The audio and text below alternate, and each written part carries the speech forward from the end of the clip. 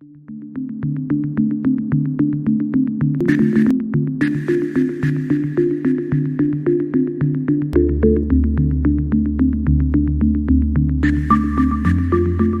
show today is part of our media partnership with Wild Digital Southeast Asia 2022. Now, our guest today is Ida Mok. She's the co-founder and president of Women in Blockchain Asia. Women in Blockchain Asia is a mission-driven, not-for-profit organization established to foster growth in the blockchain industry by increasing the representation and profile of women in blockchain in the Asia-Pacific region. Now, to tell us a lot more, welcome to the show, Ida.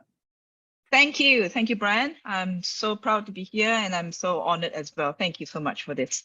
Thanks a lot. I'm looking forward to hear more about Women in Blockchain Asia. Tell us about it, please. Women in Blockchain Asia is actually relatively new. We incubated the idea in February and launched it in May this year. What we did was essentially we want to come together and essentially focus our efforts to grow and build more women builders, policy thinkers, and key influence makers within the blockchain space. Now we're focusing on Asia because I built in a blockchain. I am a blockchain builder. And I'm Malaysian, but I live in Australia. And I noticed that when a lot of these females like myself, when we build, and there are plenty of us are like that, we tend to build outside of Asia because the talent, the skills, the resources is all outside. And so that's where it got us pondering and say, hey, we've got to actually then focus and bring that back into Asia. And that's what Women in Blockchain Asia is what we're doing, is we basically we're pushing it. And so we will grow more builders and more leaders, female leaders, Asian female leaders who are living in Asia. So the problem statement then really is gender inclusion in the blockchain space in the Asia Pacific region. Is that the problem statement? Yes, at the moment we're going to focus in Asia, and because Asia has very unique challenges. Asia is deep rooted in its culture, which is its strength, but it's also the culture that sometimes is pulling the women back. And we have to address those issues head on. And Asia also has one of the highest, most educated women globally, okay? And yet we don't see a lot of this participation of these women in the blockchain space. So that's what we are focusing, putting a lot of efforts into it. Okay, so just for the audience, in terms of context, what's interesting, and Ida is from Malaysia, I'm going to give some interesting stats around women and in the workforce and in education. Now, in public universities in Malaysia, women outnumber men. Mm-hmm. Also, Malaysia has a good report card in terms of women in leadership, because if you look, even compared to places like Singapore, there are a lot of women in senior management and C-suite positions in large organizations, not only in the private sector, but in the public sector in Malaysia. So in terms of a report card, it's great that you're launching in Malaysia, because obviously the report card in terms of Malaysia and inclusion for women is actually quite good. Yes, we're launching it in Malaysia is largely because I'm Malaysian in its all practical sense. I understand the Malaysian needs, and majority of the founders are also based in Malaysia. What we found is that there is a massive interest amongst the Malaysian crowd per se, regardless whether it's male or female, in blockchain and anything that is related to blockchain.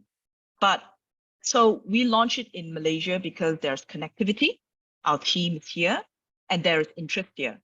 But we're also launching in Malaysia is because precisely what you just said, a lot of efforts already been put in place that has really spearheaded women inclusion, women leadership in many areas of C-suites in fintech and all that is already there.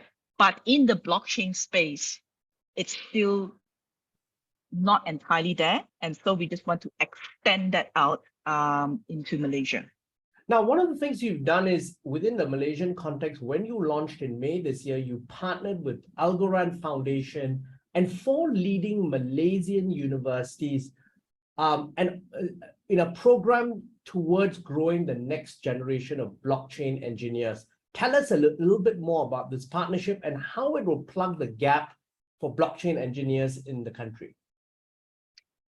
Blockchain engineers generally is in massive shortage globally.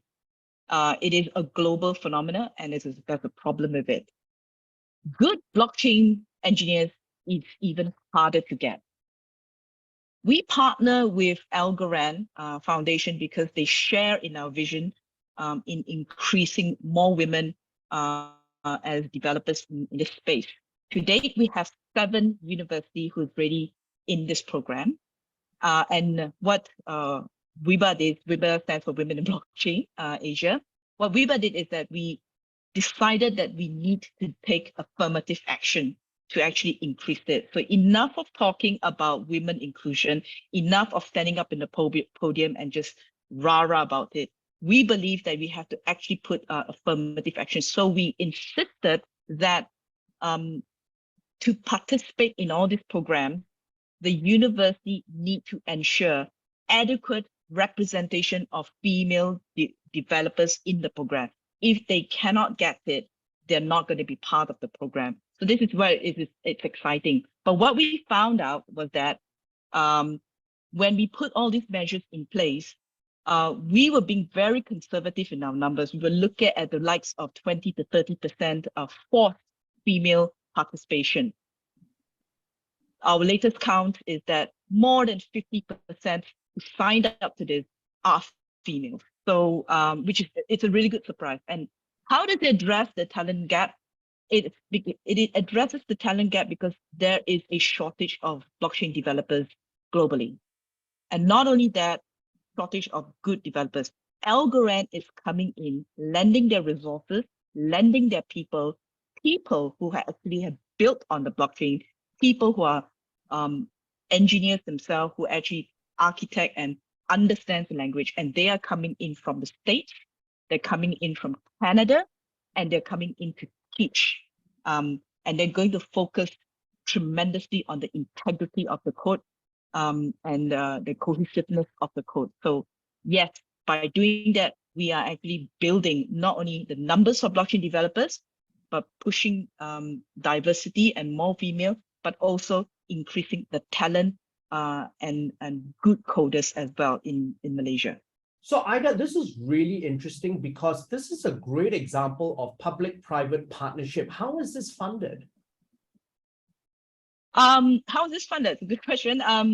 It's actually funded by the foundation and a few sponsors as well, who believe in this cause and believe that affirmative action needs to be done. And there's just a massive sync on that one, and they agreed with us, and they are helping us to give the funding to push it forward.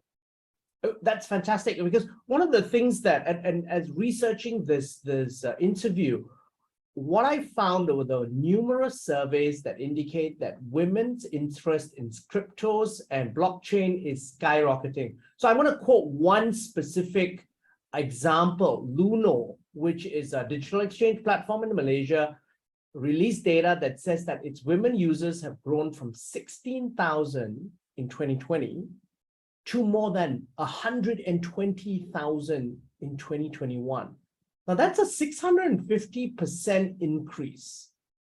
So that's really one of those leading indicators that tells you that, and which is in line with the huge number of signups that you had for this from the universities, that really women have woken up to the fact that they need to be participatory in this trend. What are your thoughts on that? You're absolutely right. The numbers are staggering, including the signups. It was a good shock to me. It's, I all of us did not believe the numbers could be so encouraging.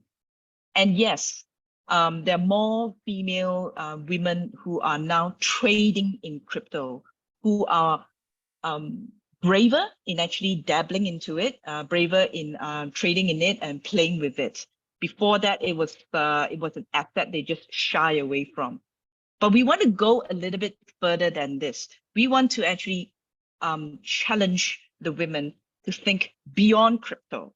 We want to challenge the women to actually adopt the technology that enables this crypto and all these exchanges to occur, and ask them to use it, build on it, and build on it for purposes that is useful and uniquely useful for the Asian community here in Southeast Asia.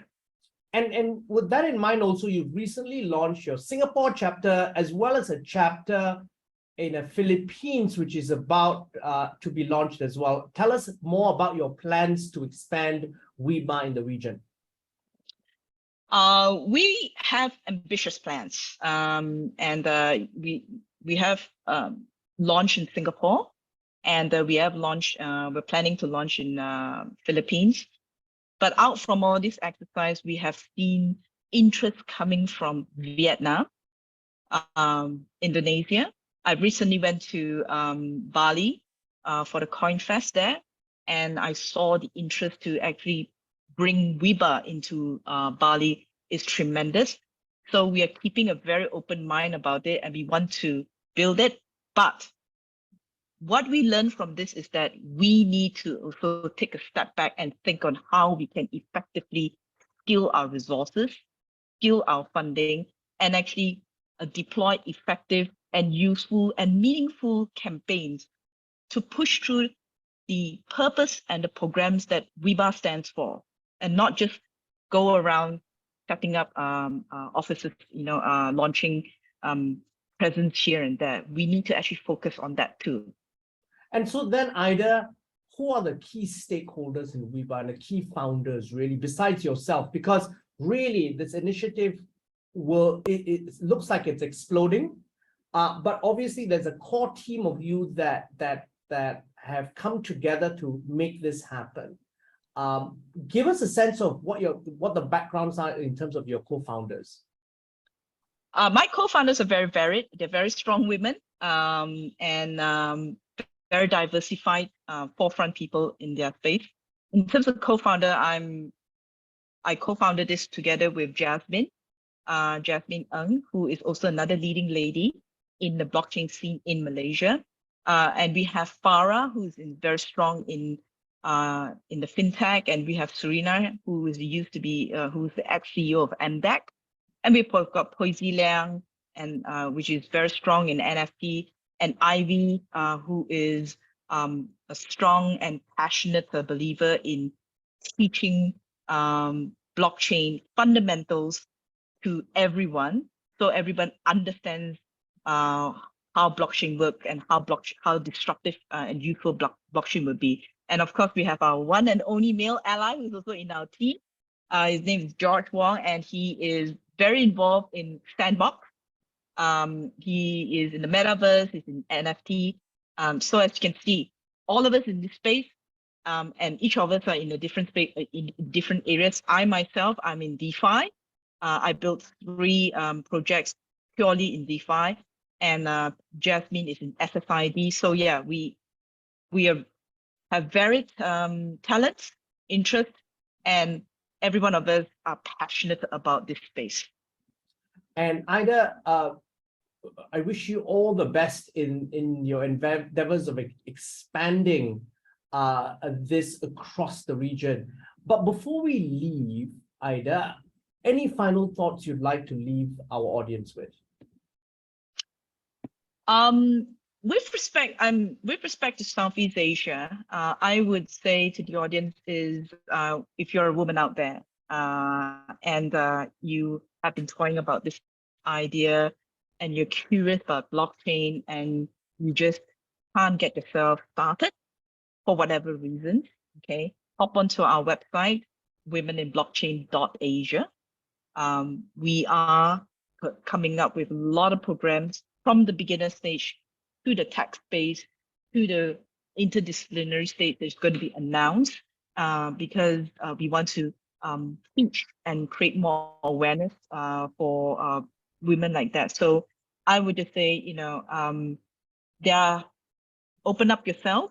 There are help out there. We're one of them. And come and join us, come and visit us, and sign up to us. Now, Ida, thank you very much for your insights. Thank you for sharing the initiatives that you all are working on at Women in Blockchain Asia. Thank you. Thank you, Brian. Thank you for this opportunity. Now, we've been speaking to Ida Mok, the co-founder and president of Women in Blockchain Asia. I'm Brian Fernandez. This show is part of our media partnership with Wild Digital Southeast Asia 2022. This interview will be on our website, www.biztech.asia, as well as our social media platforms. It will also be on our syndication partners, TV stations, radio stations, and websites. Thanks for tuning in.